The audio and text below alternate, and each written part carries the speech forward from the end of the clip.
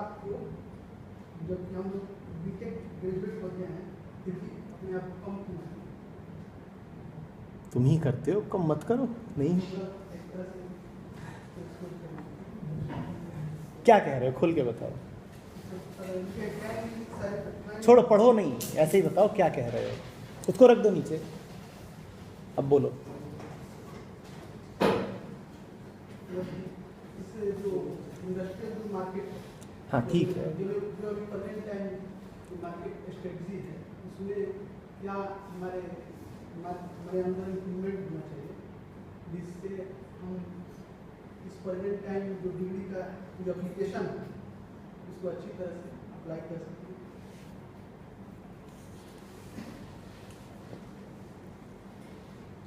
किसी कंपनी में अच्छे से काम कैसे करें ये पूछ रहे हो? वेल सैटिस्फैक्शन जिससे बारे में तो बस सीधे ये पूछो ना, इतनी सारी बातें क्यों कर रहे हो?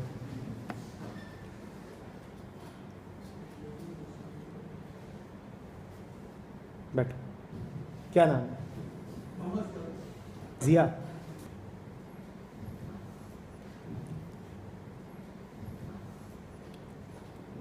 कॉरपोरेशंस हैं, मैं बीटेक कर रहा हूँ, क्या करूं कि वहां जाके सफल हो जाऊं? अभी सेटिस्फाइड हो? जो अभी सेटिस्फाइड होगा, तुम में से कौन उन क्षणों को याद कर सकता है जब तुम आनंद में थे, मौज तृप्ति अनुभव कर रहे थे? उस समय के आगे की सोच रहे थे, कल कैसे सेटिस्फाइड रहूंगा? जल्दी बोलो, जल्दी बताओ। कल की कौन सोचता है? जो आज से खुश नहीं है, वो आज के इलाज के तौर पे कल को भागता है। वो कहता है आज तो बर्बाद है, क्या पता कल कुछ राहत मिल जाए। सर मेरा कहने का मतलब कॉम्पिटिटिव मार्केट चल रहा है उसके वो कॉम्पिटिटिव मार्केट है, तुम वहां बैठे हो अभी? तुम कहाँ बैठे हो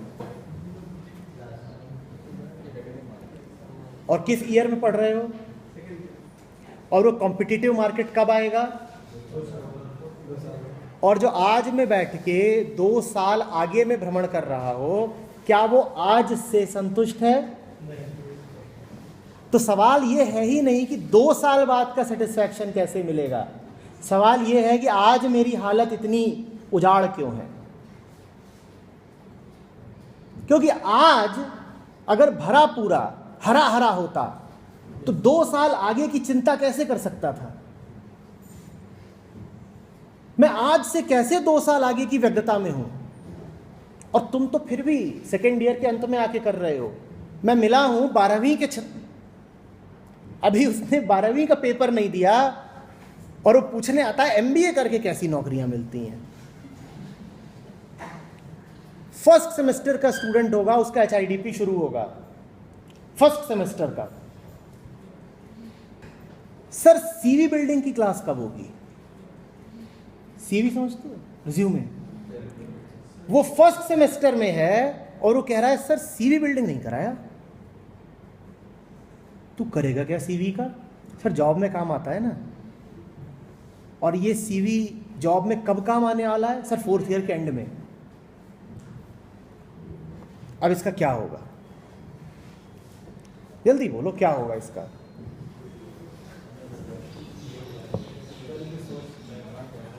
ये 4 साल क्या करेगा?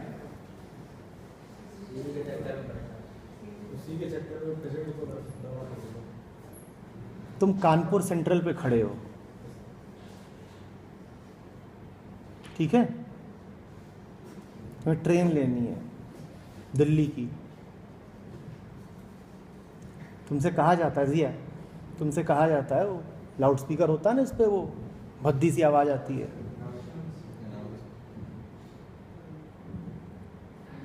टिंग टोंग। दिल्ली को जाने वाली गाड़ी 1 घंटा लेट है। तुम्हें कैसा लगता है? आनंद से नाच उठते हो? मिठाइयाँ बांटने लग जाते हो। काम अगर होगा उसके घंटे में करना होगा।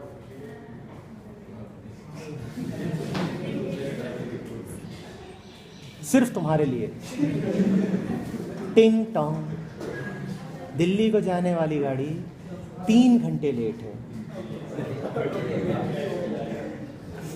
आप अपने जितने काम चाहें कर सकते हैं।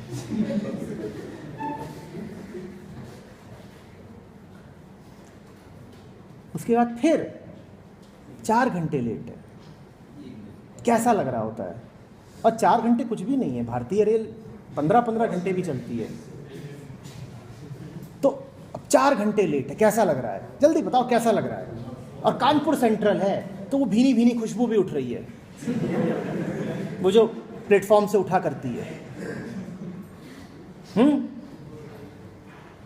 और लोग हैं और कुली हैं, वो कोई धक्का मार रहा है कंधे का, कोई कुछ कर रहा है, पसीना।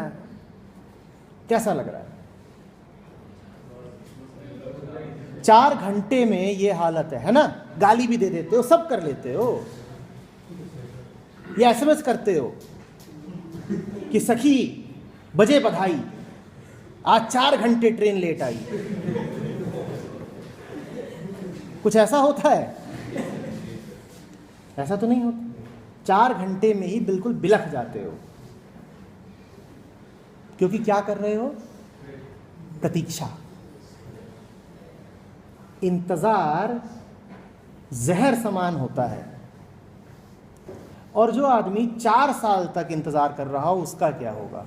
4 घंटे में तो किलत उठते हो। और जो 4 साल इंतजार करे कि घुसे हैं बीटेक में और चौथे साल के अंत में नौकरी पाएंगे कॉम्पिटिटिव मार्केट प्लेस की स्ट्रैटेजी में, उसका क्या होगा? उसके 4 साल कैसे बीतेंगे? जिया बताओ मुझे, जल्दी बोलो, कैसे बीतेंगे?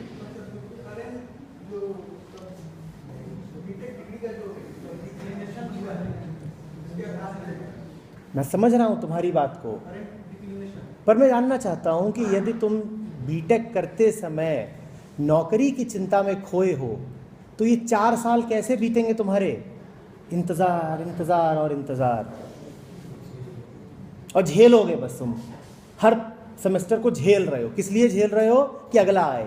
और अगला किस लिए आए? कि एक आखिरी सेमेस्टर आएगा जिससे मुझे डिग्री मिल जाएगी। न तुम खेल पाओगे, न तुम कूद पाओगे, न तुम कुछ पढ़ पाओगे वाकई, क्योंकि नजर कहां है? तुम कुछ नहीं कर पाओगे, तुम्हारी नजर वहां है, एक सुनहरा भविष्य जो कभी आएगा। बेटा, तुम्हें ये सब किसने बता दिया कि कॉम्पिटिटिव है मार्केट प्लेस और ये है और वो? सदा से ऐसा था, सदा से ऐसा था। तुमने कहा टुडेज कॉम्पिटिटिव मार्केट प्लेस, मैं कह रहा हूं सदा से ऐसा था।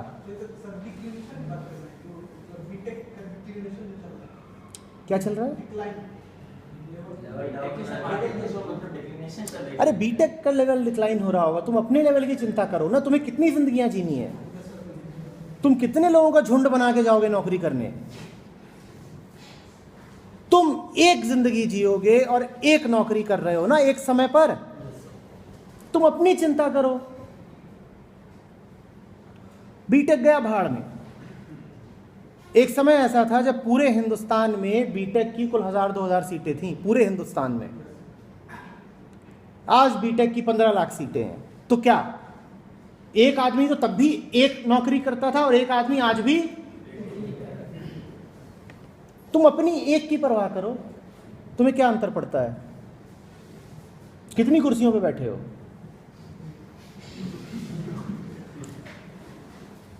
सर, भारत के तमाम हॉलों में कुर्सियों की बड़ी कमी हो रही है, मेरा क्या होगा? अरे बैठे तो हुए, होगा क्या? भारतवर्ष के हॉलों में जो हो रहा है सो हो रहा है। तुम अपने आप को देखो ना, भारत से क्या?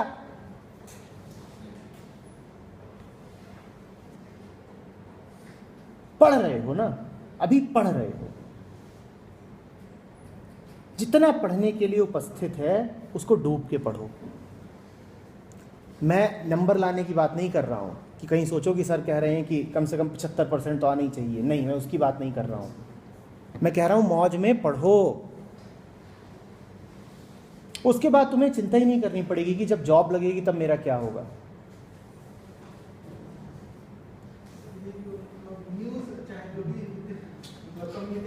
उन न्यूज़ से बिल्कुल, मैंने अभी क्या बोला था सदाकत से कि मैं न्यूज़ दे रहा हूँ, उस न्यूज़ को ग्रहण कौन कर रहा है? तो तुम क्यों उस न्यूज़ को सोखे जाते हो? न्यूज़ चैनल्स का तो काम है तुमको बस उपभोक्ता बना देना। उनकी दुकान कैसे चलेगी अगर वो मुद्दे ना उछालते रहे? जहां कोई मुद्दा नहीं होता वहां भी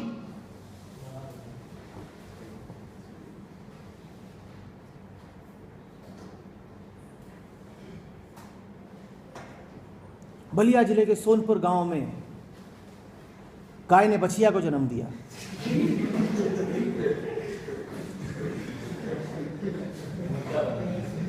बछिया जन्म लेते ही पूंछ उठा के भागी।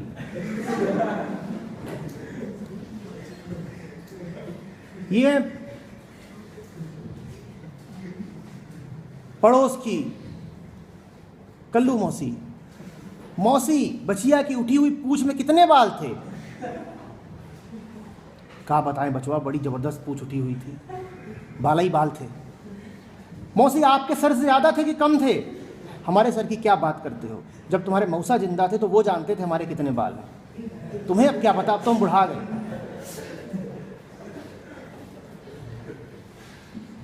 तो अब हम आते हैं मौसा पे। मौसा आज से 10 साल पहले स्वर्ग से धार गए। मौसा किन परिस्थितियों में मरे थे उसकी अभी भी जांच चल रही है, मौत का कारण संदिग्ध है। आइए अब उस पुलिस स्टेशन में चलते हैं जहां FIR लॉन्च हुई थी उनके मरने की।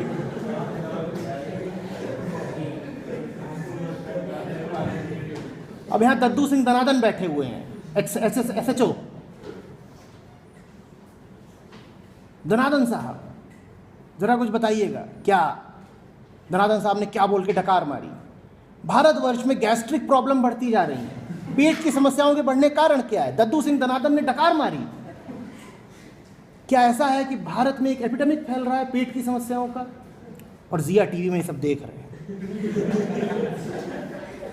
अभी आगे बात बढ़ी, अब हम चलते हैं दिल्ली के अपोलो अस्पताल के गैस्ट्रोएंटरोलॉजी के स्पेशलिस्ट के पास कि डकारें क्यों बढ़ रही हैं। अभी SHO साहब ने डकार मारी। उन्होंने बताया कि डकारें इसलिए बढ़ रही हैं क्योंकि आज के कॉम्पिटिटिव मार्केट प्लेस के स्ट्रेटेजिक एनवायरनमेंट में लोग एक ही समय पर बैठे कंप्यूटर में काम करते रहते हैं तो खाना ठीक से नहीं पचता। अब जिया ने ये देख लिया और अगले दिन संवाद है। तो बलिया जिले के सोनपुर गांव में जो बछिया पैदा हुई थी वो संवाद में उतर आई है।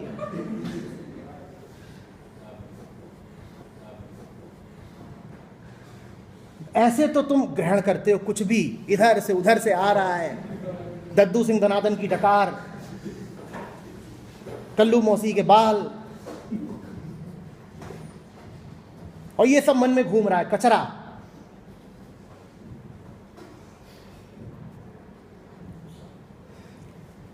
मोहल्लों में देखें वो जो कई बार घर बने होते हैं और बीच में एक आध खाली प्लॉट होता है, उसका कोई मालिक नहीं, उसकी कोई परवाह करने वाला नहीं।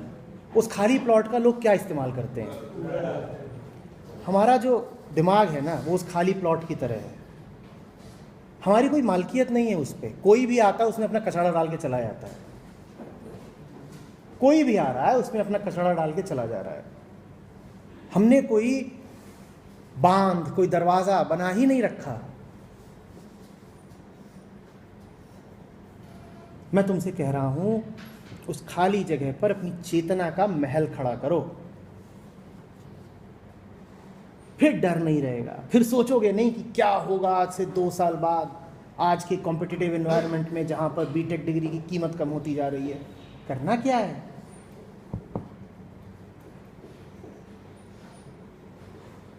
आज संवाद में बैठे हो, सुनो, फिर पढ़ने जाओगे, पढ़ना, फिर खेलोगे, खेलना,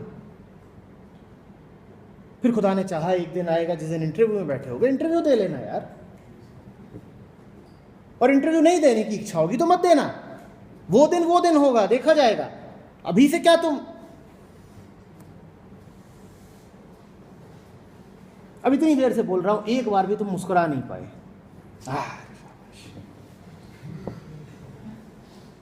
यही होता है जब बहुत कल की चिंता में रहते हो ना, हंसी सूख जाती है।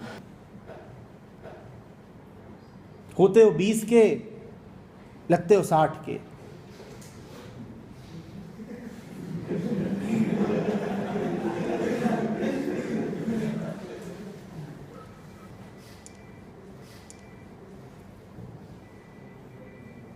सर 60 तो आपने बहुत कम बोल दिया।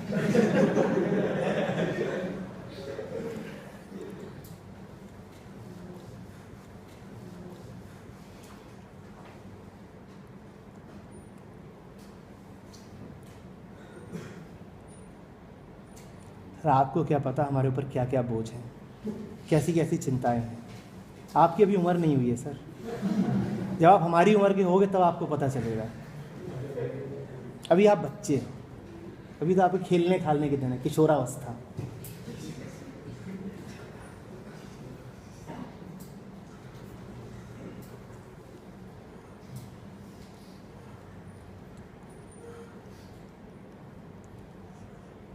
अमिताभ बच्चन की फिल्म थी कुली, उसमें वो एक गाना गाता है, क्या सारी दुनिया का बोझ हम उठाते हैं, तुम्हारी शक्लें वैसी ही हैं, पता नहीं मनो बोझ रखा हुआ है सर पे, कंधों पे, गजब के कर्तव्य, बड़ी बड़ी जिम्मेदारियां।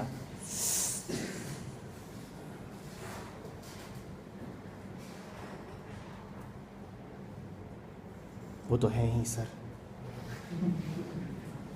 जीवन ड्यूटी का नाम है, जीवन टॉर्चर है, जीवन लोड है।